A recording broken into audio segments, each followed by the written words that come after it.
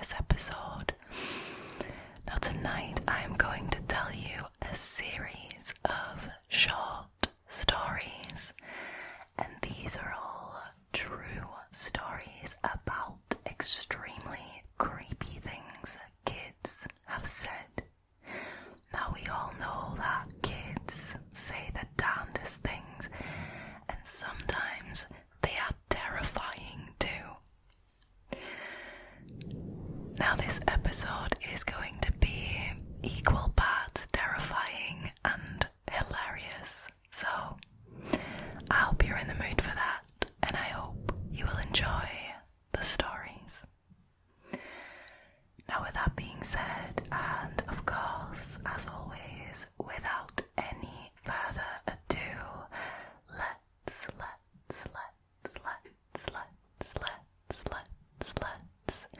get into tonight's stories, shall we? Alrighty, let's go. So the first story is called The Surgeon in Training. My daughter and I were reading on the couch one Sunday morning. It was raining outside. We were wrapped up in a warm blanket. She had a cup of tea. I had that perfect Americano. Life was good. My daughter looks up at me and she said, "Dad, when you die, can I cut you open and look inside?" Now, I choked a bit on my coffee. My wife simply turned around and did an about face and walked back upstairs. "Sure," I said. She looked up at me, smiling.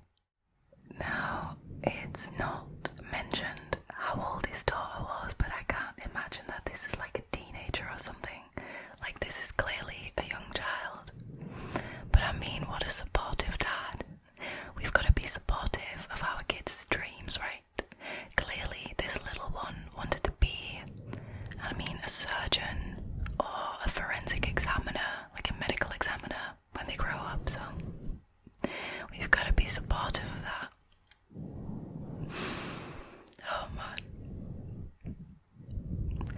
Alright, let's move on to the next one. Now the next story is called Self-Defense. So, my daughter's friend's dad, Ian, came in for a cup of tea one day when he came to pick his daughter up. Now my girl, Izzy, was playing with a toy sword, and Ian said to her, "You know, Izzy, the pen is mightier than the sword." And Izzy said, "I know, yeah, because you can stab someone in the neck with a pen." I mean, she's not wrong, but I'm pretty certain that you can also do that with a sword, Izzy. Oh man, I will forever be baffled by the things that kids can come out with. Alright, the next one is disturbing. So this one is called Young Hannibal. I regularly babysit two girls, 3 and 5 years old, both blonde with huge blue eyes and big smiles. They are the creepiest people that I've ever met. Once, after I picked them up from daycare, I tried to get them excited for dinner, seeing as they don't normally eat that much when I'm there. So I asked them in an overly excited voice, "Hey guys, what do you want for dinner?" Now the eldest looks at me, runs away and hides behind a corner, sticking out her head, and she whispers, "I want skinned babysitter."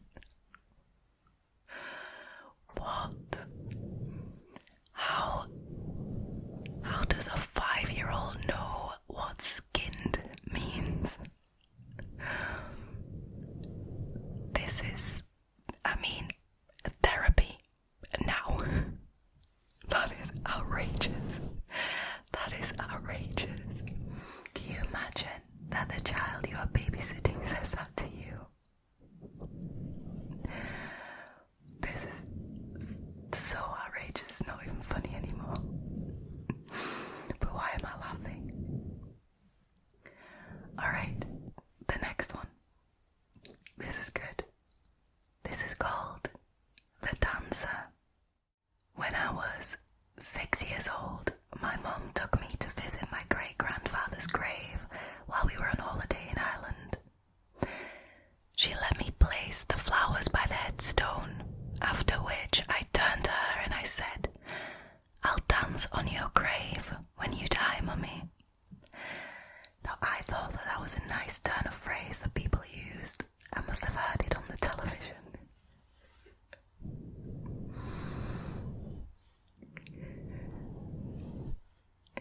She probably thought that if somebody dances on somebody else's grave, that means that they really, really love them, you know.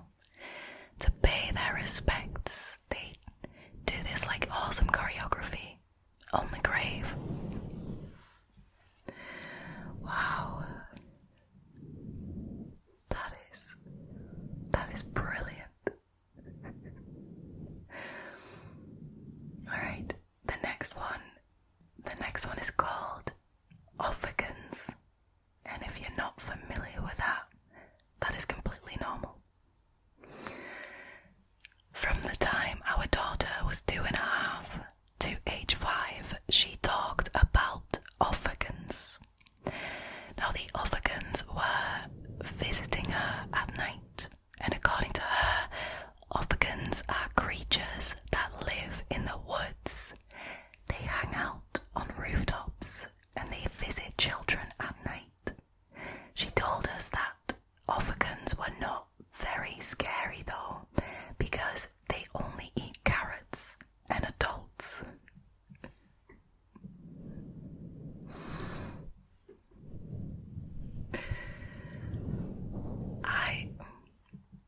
You gotta give it to this child, like they are creative.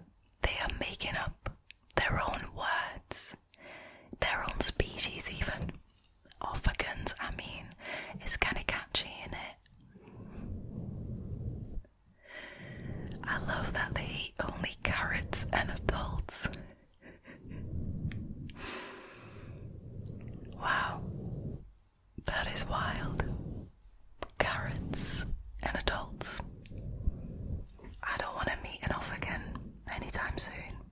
Also kind of scary that they hang out on rooftops, probably to ambush the carrots.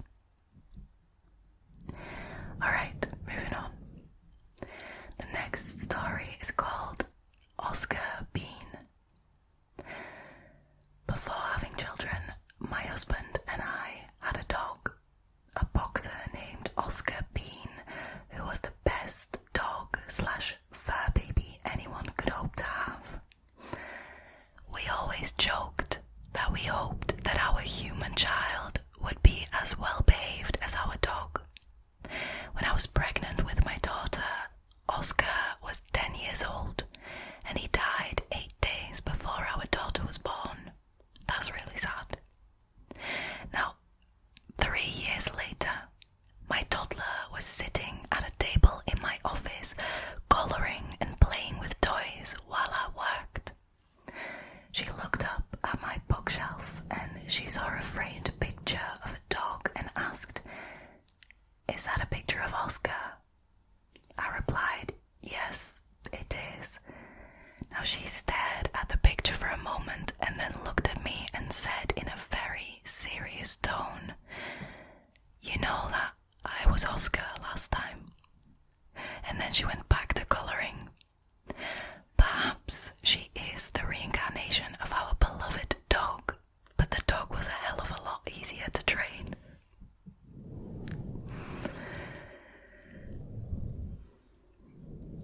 I love how the mom ends this post. That is wild.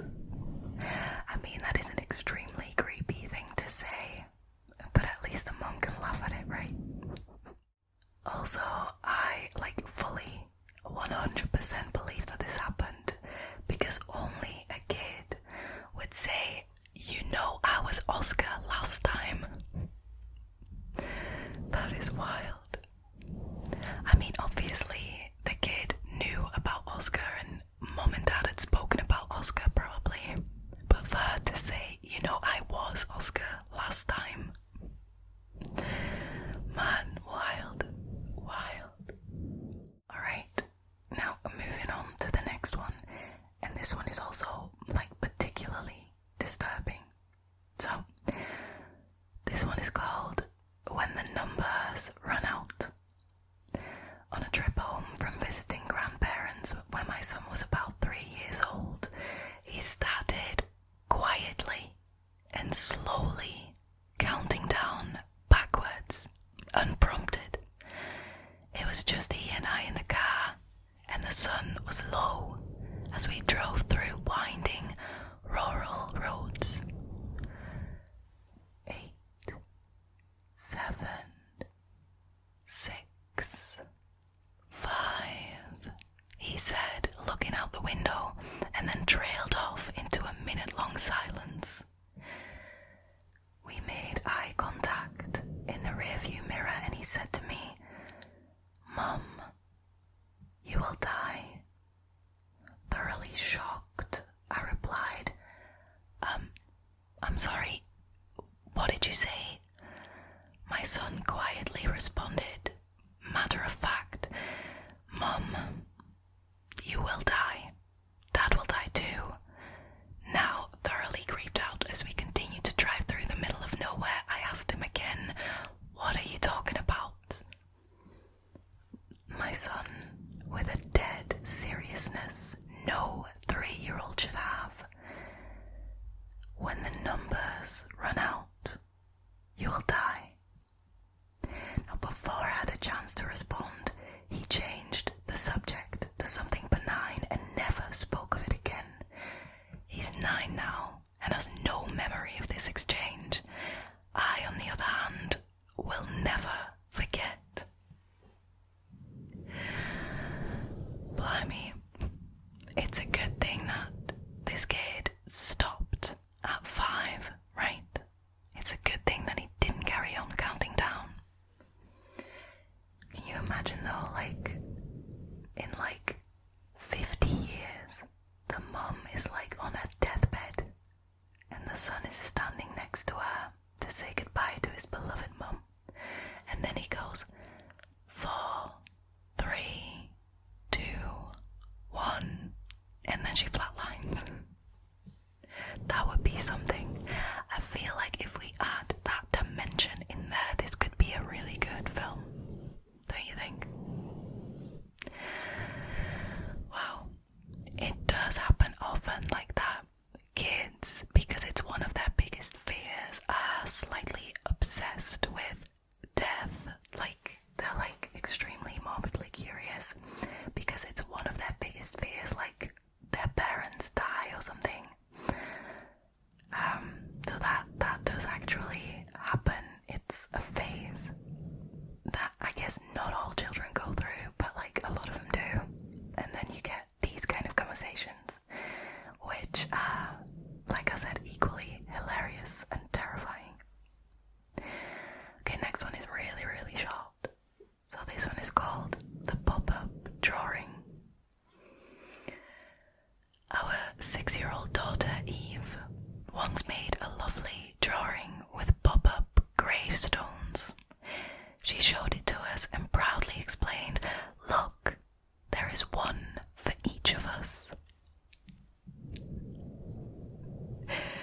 It's just so funny to me.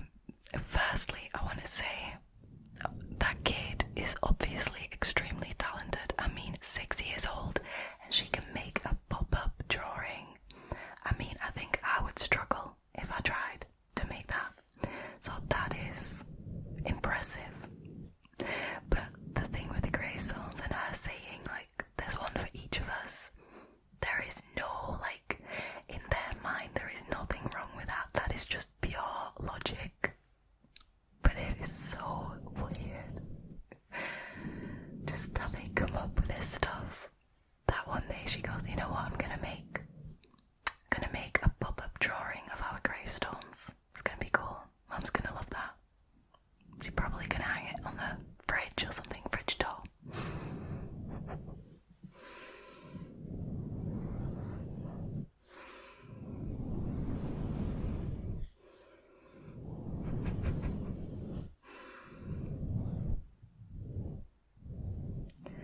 I'm sorry for laughing so much.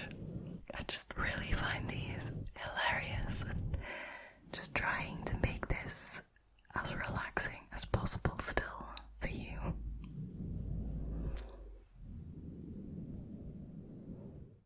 Alrighty, now the next one is just creepy. There's no way around it. So this one is called They're Coming. One fall evening when our son was 2 years old, he was sleeping in bed with me and my husband. Suddenly, around 10 p.m, our toddler sat straight up in bed and said, "They're coming." My husband and I were shocked and we asked, "Who's coming?" But our son stayed silent. Then he went back to sleep. But we didn't. See, I wonder if he was just having really vivid dreams and talking in his sleep. Does that happen to toddlers? I don't know. But I know that I've said some really creepy things when I was asleep, because at one point I had an app that would track your sleep, and it would record when you were talking or when you farted for some reason, but it would track that, right? And I would listen to the recordings in the morning, and I had to delete the app because it freaked me the out. Okay, it really freaked me out. I could hear really creepy noises that I was making, and I would just say really scary stuff, so I had to delete that in the end. But I wonder whether that was what was going on with this toddler, even though I don't know whether they do actually talk in their sleep, whether that's something that can happen to a child so young. I don't know. Enlighten me in the comments below. Alright. The next story is called Goodbye, Dad. I was tucking in my 2-year-old. He said, "Goodbye, Dad." I said, No. We say good night. He said, "I know, but this time it's goodbye." I had to check on him multiple times that night to make sure he was okay. I mean, I don't think he was talking about himself, Dad. I think your son wasn't the one you should have been worried about. I would have been worried about myself. I mean, that is creepy as hell. Alright, the next one is hilarious and really terrifying. Alright, let's move on to the next one. Now this one is incredibly terrifying, but also incredibly hilarious. So, this one is called The Peeler. I was sound asleep, and at around 6 a.m. I was woken up by my 4-year-old daughter's face inches from mine, okay? She looked me right in the eye and she whispered, "I want to peel all your skin off." Now, there is a backstory here, and the backstory is that I had been sunburned the previous week and I was starting to peel. In my sleep adult state, however, it was pretty terrifying for a few seconds. I didn't know if I was dreaming or what was going on.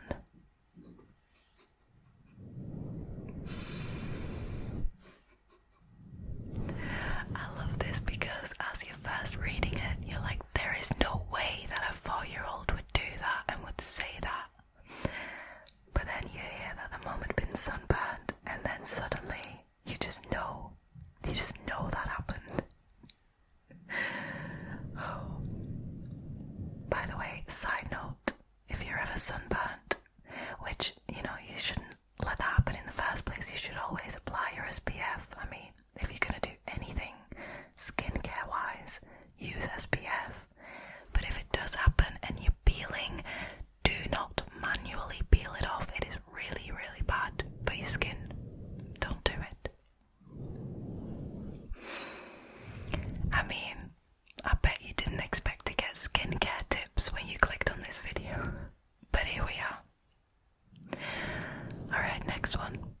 This one is called Feeding the Baby. My daughter was 3, and I was getting her ready for the day. She had been waking up with nightmares almost every night for a month or 2. I asked what she wanted for breakfast, and she told me she wanted to share it with the dead baby in her closet. I thought she meant like one of her dolls or something, but when I pulled them out, she said, "No, not a doll. The dead baby that sleeps on the closet floor at night." What the hell? I mean, I fully believe that some kids, they can see things that others can't. They can see things that adults can't. But that is going a bit far, isn't it? I mean, at least the baby sleeps on the floor and it doesn't just lay there crying all the time, because that definitely wouldn't be good for that child's sleep, would it? Okay, let's move on to the next one. Now this one is called Making Crosses. When I was about 3, we had a cat that had stillborn kittens. Oh, that's really sad. So I asked my father if we could make crosses for them, which he did. Oh, Dad, that is too sweet. Now, as he was making them, I asked, "Dad, aren't those too small?" Dad said, "What do you mean, too small?" "Well, aren't we going to nail them to them?" Now, Dad said after several moments of silence, "Yeah, we're not going to do that." And I said, "Oh, okay." I mean, I understand the confusion.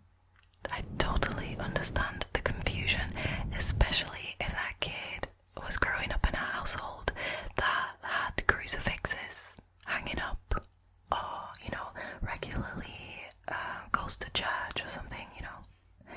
If they were being raised Catholic, I definitely 100% understand the confusion. Man, that is wild. That is wild.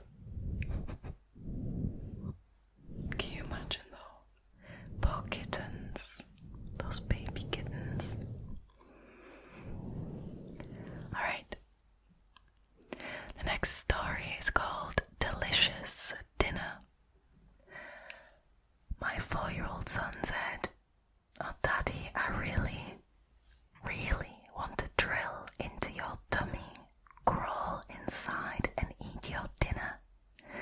Now, the food was okay, but I didn't think it was worth that much effort. I feel like we all have one meal that we would do that for, right? For me, it's probably sushi. I mean, I might change my mind later on, but for now, it's probably sushi. What's the meal that you would do this for? Let me know in the comments. Alrighty. Next one is called I Can Play With You. I work at a summer camp, and one day I was playing with this kid who was jumping off things and then onto me. So I said, "Hey, be careful. If you kill me, I can't play with you anymore."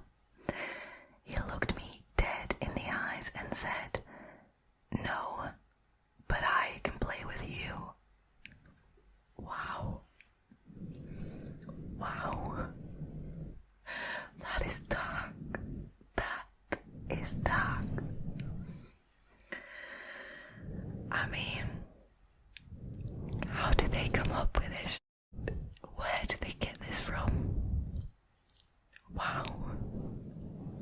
I mean, I've got to hand it to him, he's quite a witty child. Probably gonna be a comedian or something when he grows up. Gotta be. The next one, and we're nearing the end here, guys, but the next one is called What Did I Do? So, my friend's 7-year-old kid pretended to put me in jail while we were playing. Now, our conversation went something like this. Me. What did I do? Did I forget to brush my teeth? Didn't do my homework? And then she said, no, you murdered a 23-year-old woman while she was jogging in the early morning. I was just speechless. I think that this is probably the daughter of a parent or two parents who listen to true crime podcasts. And the kid has been exposed to a little bit too much true crime at a very young age. How else did they come up with this? I mean, I cannot. You murdered a 23-year-old woman while she was jogging in the early morning. She even specified the time of day. I mean, she's gonna be a good detective when she grows up. I just know it. I feel it. Alright. The next one is called The Jar. My 5-year-old said, Mummy, when you die, I want to put you in a glass jar so I can keep you and see you forever. To which my 6-year-old responds, that's stupid. Where are you gonna find a jar that big? Firstly, major Ed Gein vibes from the 5-year-old. Not gonna lie, kinda disturbing. Also, I love how the 6-year-old found this idea really stupid because you wouldn't be able to find a jar that's big enough. Not because, you want to put your dead mum in a jar to be able to look at her for the rest of your life. That's not the stupid part. The jar is the stupid part. Oh man, kids.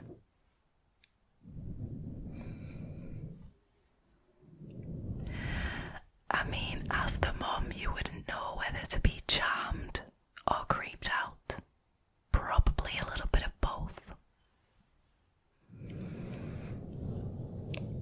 Okay, let's move on to the last story for tonight. It's also quite a short one. This one is called All My Fingers.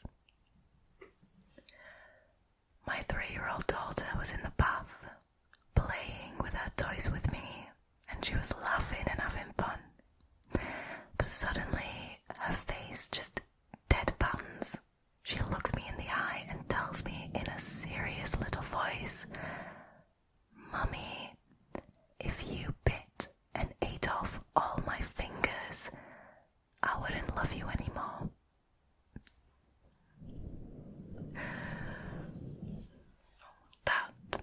That's not unconditional love, is it? I mean, it's fair, but it's not unconditional. The poor child. I mean, you do sometimes wonder what kind of intrusive thoughts that they are struggling with, right? Why was a 3-year-old thinking that her mummy was going to bite off all her fingers? That just kind of breaks my heart, to be honest, but it's also really funny and really scary. Wow, this episode was truly a roller coaster of emotions. I'm not gonna lie.